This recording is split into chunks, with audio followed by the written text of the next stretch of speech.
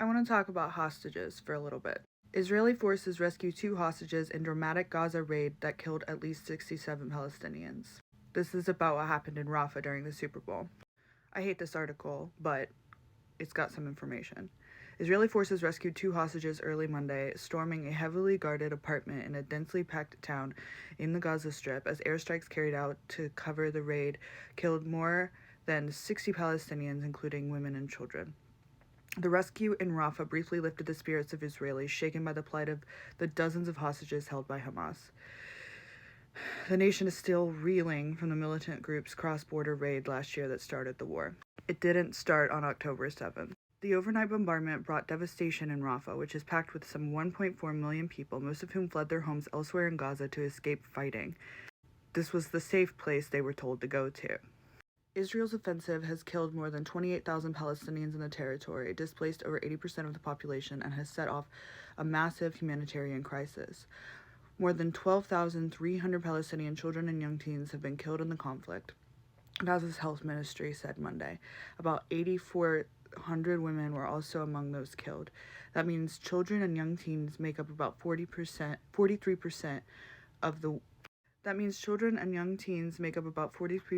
of the dead, and women and minors together make up 3/4. 3/4 of the Palestinians who have been martyred are women and children. Israel has described Rafah as the last remaining Hamas stronghold. Then why did you tell them it was the safe place to go? Israel says that about 100 hostages remain in Hamas captivity after dozens were freed during a ceasefire in November.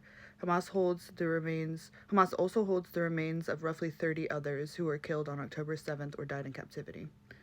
The government has made freeing the hostages a top aim of its war, along with destroying Hamas military and governing capabilities. Okay, so if recovering hostages is the top aim of the military, then why aren't they agreeing to ceasefire agreements that would recover all of the hostages?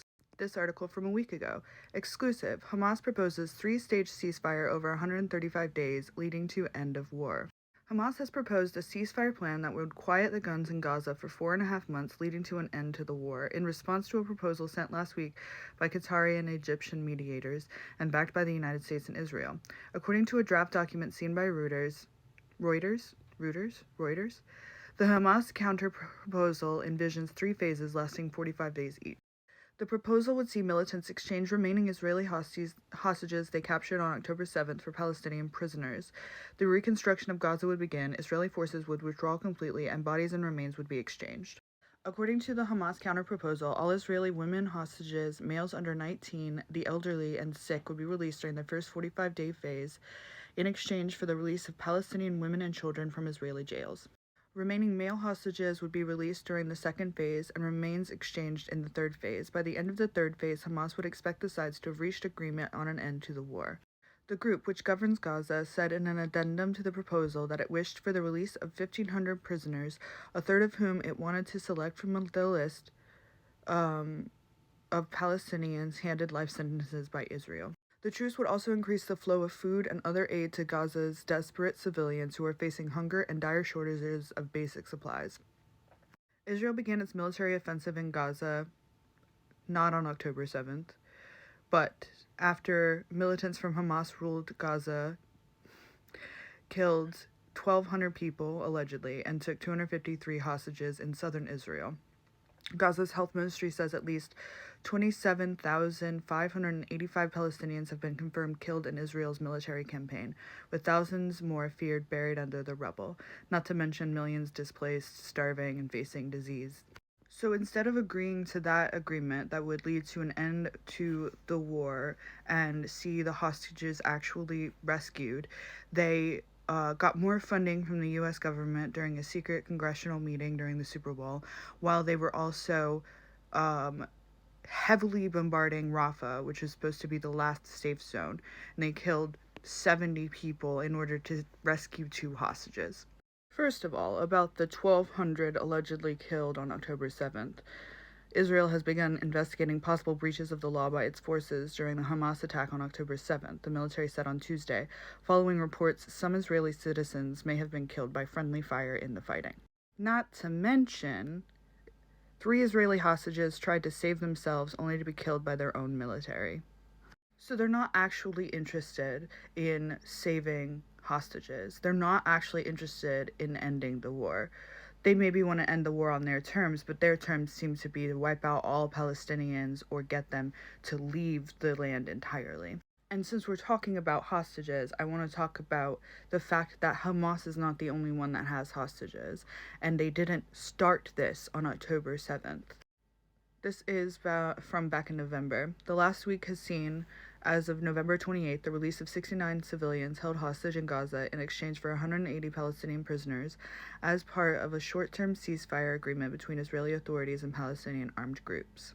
While many have rightly hailed the release of civilians held hostage by Hamas after the killings of hundreds of Israelis and other civilians on October 7th, less attention has been focused on why exactly Israel has so many Palestinians in detention and available to trade. This is just another example of war crimes committed by Israel. Granted, both sides have hostages, but Hamas and the Palestinians don't have a standing army, so this isn't a war. They are being attacked, they are being genocided. Israel is committing war crimes. Hamas is resisting an ongoing occupation that's been in effect for 75 years. As of November 1st, Israeli authorities held nearly 7,000 Palestinians from the occupied territory in detention for alleged security offenses, according to the Israeli human rights organization Hamoked. Far more Palestinians have been arrested since the October 7th attacks in Israel than have been released in the last week. Among those being held are dozens of women and scores of children. Even though this article is calling out the fact that Israel has hostages and an insane legal system for Palestinians, it's still saying that they were arrested. Language is important. Arrested makes it sound like they deserved being taken hostage. Among those being held are dozens of women and scores of children. The majority have never been convicted of a crime, including more than 2,000 of them being held in administrative detention, in which the Israeli military detains a person without charge or trial. Such detention can be renewed indefinitely based on secret information, which the detainee is not allowed to see. Administrative detainees are held on the presumption that they might commit an offense at some point in the future. Israeli authorities have held children, human rights defenders, and Palestinian political activists, among others, in administrative detention, often for prolonged periods. The large number of Palestinian detainees is primarily the result of separate criminal justice systems Israeli authorities maintain in the occupied territory. The nearly 3 million Palestinians who live in the occupied West Bank, excluding East Jerusalem, are ruled by military law and prosecuted in military courts. By contrast, the nearly 500,000 Israeli settlers in the West Bank are governed under civil and criminal law and tried in Israeli civil courts. Discrimination pervades every aspect of this system. Well said. Under military law, Palestinians can be held for up to 8 days before they must see a judge, and then only a military judge. Yet under Israeli law, a person has to be brought before a judge within 24 hours of being arrested, which can be extended to 96 hours when authorized in extraordinary cases. Palestinians can be jailed for participating in a gathering of merely 10 people without a permit on any issue that could be construed as political, while settlers can demonstrate without a permit unless the gathering exceeds 50 people, takes place outdoors, and involves political speeches and statements. In short, Israeli settlers and Palestinians live in the same territory but are tried in different courts under different laws with different due process rights and face different sentences for the same offense. The result is a large and growing number of Palestinians imprisoned without basic due process. Israeli authorities regularly arrest Palestinian children during nighttime raids, interrogate them without a guardian present, hold them for long periods before bringing them before a judge, and hold those as young as 12 in lengthy pretrial detention. Beyond the lack of due process, Israeli authorities have for decades mistreated and tortured Palestinian detainees. More than 1,400 complaints of torture, including painful shackling, sleep deprivation, and exposure to extreme temperatures, have been filed with Israel's Justice Ministry since 2001. These complaints have resulted in a total of 3 criminal investigations and no indictments. Israeli authorities should end their discriminatory, abusive detention practices, whether the exchanges continue or not. True. In conclusion, Israel is not interested in saving hostages. It is only interested in indiscriminately tormenting and killing Palestinian people because it is not a valid country. It is an occupying settlement. It doesn't care about hurting its own people to meet its own end goal, which is to take over the Palestinian land. and destroy the Palestinian people from the river to the sea.